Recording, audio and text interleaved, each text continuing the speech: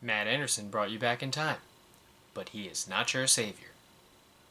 I'm sorry, I was sitting on that joke for like a couple weeks now and I just couldn't think of the right time to use it, so I decided now would be. Anyway, yeah, I took a bit of a break from making videos after the Smash Ultimate soundtrack review because that took 3 whole weeks out of my life. And given that the video is almost an hour and 45 minutes, I wouldn't be surprised if some of you aren't even done watching it yet. But now I'm back, and I'm bringing back something that I did one time back on my blog in 2018, and that is Another Look. It might be weird to call this video Another Look given that I never gave this album a first look, but given that my opinion changed so much on it, I figured it would be more fitting to just call it Another Look. If you want to know how this kind of thing works, you can look at my first Another Look that I did back on my blog at the link in the description when I talked about Pusha T's Daytona in 2018, but it's exactly what it sounds like. I pull an album out, talk about what my opinion was on it before, what might have led to that opinion, and how my opinion's changed on it now. This isn't gonna be a regular thing, this was just something I'd been meaning to do for a while, specifically with this album, and I have another album that I'm going to be talking about in this segment in my next video. I'll tell you guys what that is at the end, but as you can tell from the title, today I'm going to be taking another look at the 2020 Playboi Carti album Whole Lotta Red. Playboi Carti, rap game's Nosferatu, someone who I'm just now realizing I'm talking about on this channel for the first time, at least in a full video that is, and I also never previously talked about him fully on my blog either. So, to catch you up to speed, if you don't know who Playboi Carti is, he is a rapper from New York and one of the biggest voices in the late 2010s wave of mumble rap or SoundCloud rap, perhaps the only one left that still actively mumbles on his songs. Though Carti has been making music since all the way back in 2011, he first started making noise around 2016-2017 between his exploits with the ASAP Mob, even being signed to their AWGE label, and with his self-titled mixtape in 2017. This was all before having his big aha moment, if you will, with the release of his 2018 debut album Die Lit. A record that was rather polarizing, but nevertheless managed to impress thanks to it bucking its intentionally repetitious nature with a purely intoxicating soundscape that kind of sounded like being on a sugar high. Playboi Carti is far from the most technical rapper in the game, and his writing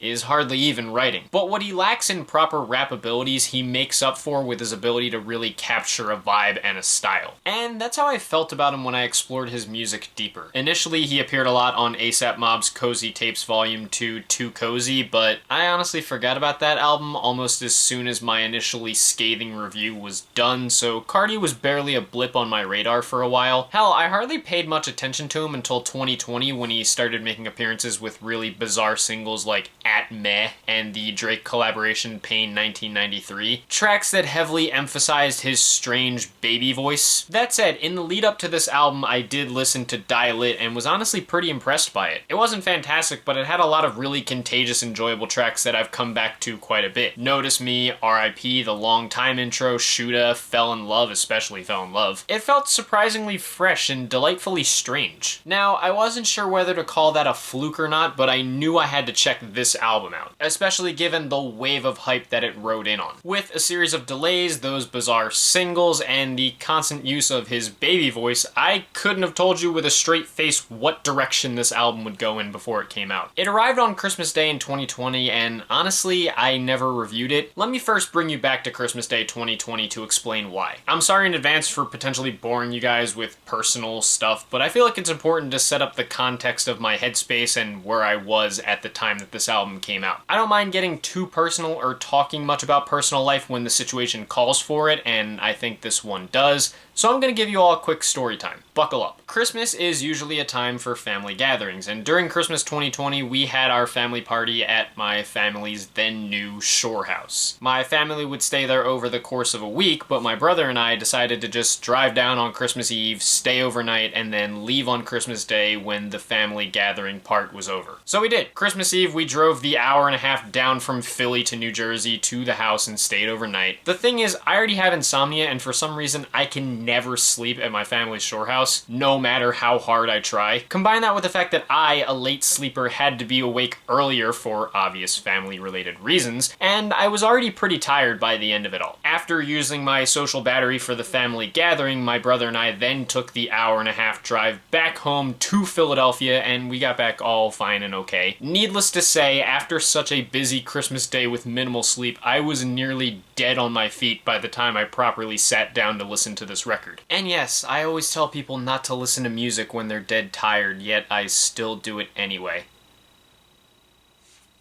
Do as I say, not as I do? Oh, what's that? Past me who wrote this script left a message. He says he wrote out this intro at 5:30 to 6 in the morning and said to stop trying to do things while I'm super tired.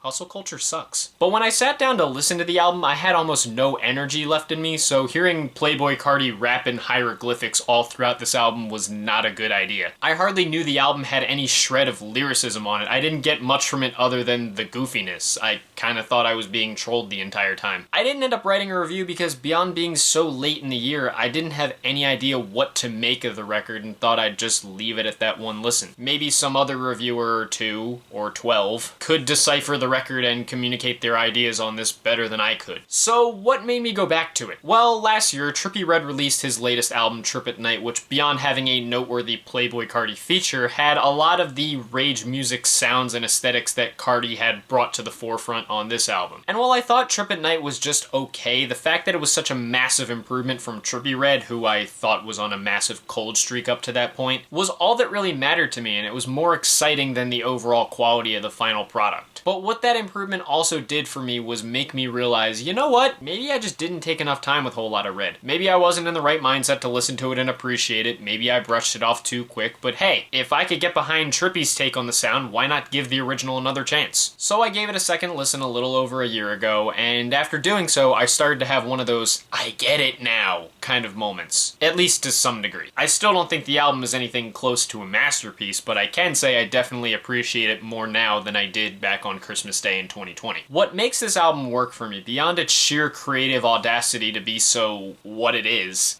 that it perfectly exists in the genre that I like to call the big dumb fun genre. Totally my own original idea. If anyone knows how to trademark things, I would like that trademarked. Just kidding, I'm probably not the one who made it up. The album doesn't try to conjure up any kind of message or any kind of lyricism whatsoever. It's just big, dumb, loud, and mostly pretty fun. Carti himself doesn't really showcase much in the way of technical rap talents here. The album doesn't read to me as a masterclass of flow or cadence, nor do I see it as a beautifully written masterpiece that rivals the pen game of the legends out there. But Carti knows that. He's supremely good at knowing his limitations and working around them. In this case, he kind of just lets the production do the talking, just kind of serving as the one that adds to the vibe of it. I think that's what makes his music intoxicating in spite of its general stupidity. The vibe. Carti just creates a really strong vibe with his music, and it's the kind of thing that just hooks you in for no explainable reason. And throughout this album, which lands at about 24 tracks stretching just over an hour, Carti has a lot of moments where he impresses in that regard. Tracks like Rockstar Made, Stop Breathing, and On That Time blow your ears out on the production end of things, while Carti himself just goes absolutely off the wall with his vocal tones. I honestly want to know what the raw vocal recordings sound like for some of these songs. What in the hell was he doing in the booth when he came up with these voices and melodies and vocal tones and whatnot? And it feels like the record doesn't really stop to take a breath, nor does Carti himself. Not because he's hitting you with super fast flows, but because his vocal inflection is constantly changing and you almost never know what in the world he's gonna try to do next. But the thing is, it just works. Even with incredible amounts of repetition, Carti keeps the songs interesting enough to make you want to come back. I think there are also some really nice moments that take on a slightly brighter production style that works really well. Like Beno, King Vamp, Sky, Over, I Love You, I Hate You, The Very Romantic Control, and Slayer, which might be my favorite song on the record. The instrumental is so sunny and, for lack of a better word, adorable, and Carti's hooks are pretty catchy on the track too. He doesn't bring many features on here, but there are a few. I really enjoyed Kid Cudi's slick, fast-paced verse on Metamorphosis, and Future's goofy verse on T-Nex, a track that's shockingly charming in everything except its lyrics, of course. Though honestly, I wasn't quite as crazy about the Kanye feature on Go to the Moon. It at times sounds like he meant to put his verse on a different beat, but it somehow ended up here, and it didn't grab me as much as it grabbed some other people who really enjoyed the track. I think that song also exposes one of the problems I have with this record as a whole. Despite the fact that this thing is 24 songs long, a lot of the cuts here fall just under 2 minutes. What this means, for me at least, is that there are too many moments where a song ends far too quickly for it to really click with me. I totally get the instant gratification gentrification thing a lot of artists are going through where shorter equals better. And trust me, as a reviewer, I've been preferring short form content a lot more. It was nice being able to get through Cyberpunk Edge Runners in just a couple days. But there can be such a thing as too short, and I feel that with a lot of songs here. I notice it the most with cuts like Jump Out the House, No Sleep, New Tank, and Place. And sadly, tracks like Meh, Vamp Anthem, New Neon, and Not Playing all could have been highlights if they were longer, especially since they have some of my favorite beats on the record. And it's not just short tracks that don't land for me. Despite its somewhat lighter sound, Punk Monk was a moment where it felt like the record was running out of steam a bit and wasn't really able to hook all that much. Plus, at least for me, the album doesn't quite end as well as it starts. Die for Guy kind of exists a little too close to what the rest of the album's doing to where it kind of struggles to add anything unique. It ends up being another example of the album running out of steam and kind of trying to extend its concepts a little too far. And after the aforementioned Not Playing, the album closes with Feel Like Dying, which features a beautiful vocal sample that gives it some of the most compelling production on this entire album. It's pretty emotional and there are some dark themes sneaking through here. The problem for me is that Carti doesn't really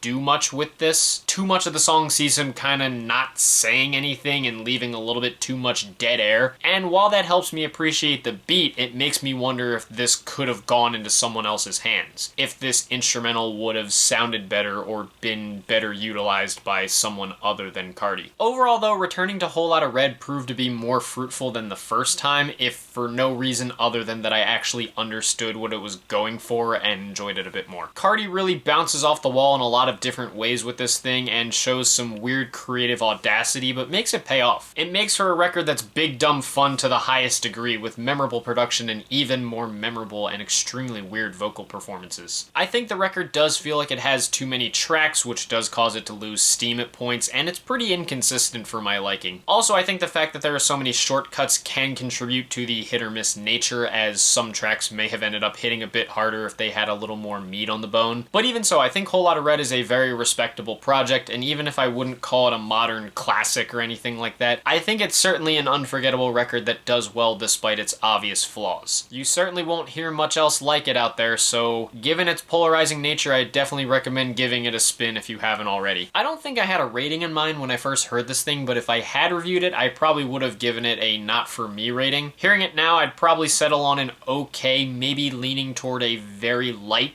good rating. It's a little too inconsistent for me to fully commit to the good rating, but otherwise I think there's enough that I pulled from this album to enjoy it despite that rating. It's a solid project that succeeds in spite of its flaws. But that's just my opinion on this record. What did you guys think about it? Did you love it back when it first came out in 2020? Do you still love it now? Did you hate it back then? Do you still hate it now? Are you just completely indifferent toward it? And did the record grow on you or grow away from you in any way? How did your opinions change on it? Hell, what are some other records that really grew on you or grew away from you as time went on, that you reevaluated in some big way after your first listen? Whatever your thoughts, opinions, and experiences are, leave them down in the comments below. Let's keep this civil and have some fun as we like to do. If you guys want to hit like and subscribe and support some of my other ventures that I have linked in the description, thank you. If not, it's no big deal. I totally understand. And I mentioned that I have one more album I'm going to take another look at in the next video, and I will tell you guys now what it is. It's Kanye West's Donda. My initial review for that was kind of a trolly review, and I didn't really give any real thoughts on it. So now I want to look at it more fully, especially because it has grown on me at least a little bit. And I could expound on some thoughts that I didn't get out in that initial TikTok short form review because I was just kind of being goofy and trolling a little bit. So stay tuned for that, but until then, thank you guys for watching. I hope you enjoyed, and I will see you in the next video.